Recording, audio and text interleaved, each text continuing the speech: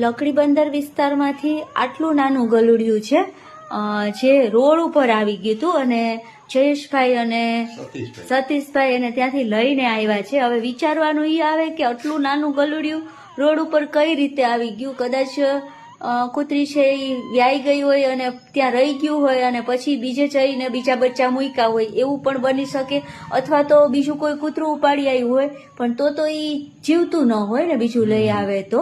એટલે હવે આ આટલું નાનું બચ્ચું છે, હવે એની માને કાલે શોધવાનો પ્રયત્ન કરશું.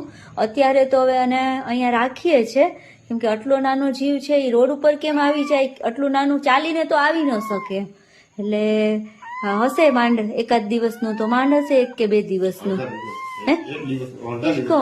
એકાદ 2 દિવસનું તો માંડ હશે આ ગલુડિયું. આ વારંવાર અમે કહીએ છીએ કે ભાઈ આ અબોલ જીવ છે એને વ્યાવા માટેની જગ્યા આપો કે એને રહેવા માટેની જગ્યા આપો. એનું કારણ જ એ છે કે આટલા નાના બચ્ચા છે એ બિચારા હેરાન થાય છે. એટલે શક્ય હોય તો આ બધા જીવ છે એને આપણો માણસોનો જ સહારો છે, તો આપણાથી થાય એટલી એને મદદ કરવી જોઈએ. ભાઈ તમારો ખૂબ ખૂબ ધન્યવાદ કે તમે અત્યારે એને અહીંયા સુધી પહોંચાડ્યું.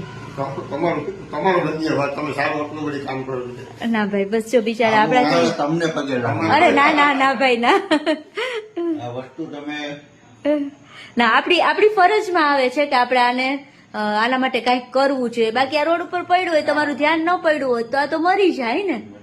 ગાડી વાળાને સ્કૂટર વાળાને પી જાય. ના ના બહુ તકલીફ થઈ છે અને એની પીડા પછી એનાથી સહન ન થાય આટલા જીવથી. સારું ચાલો હું રાખી લઉં છું ને.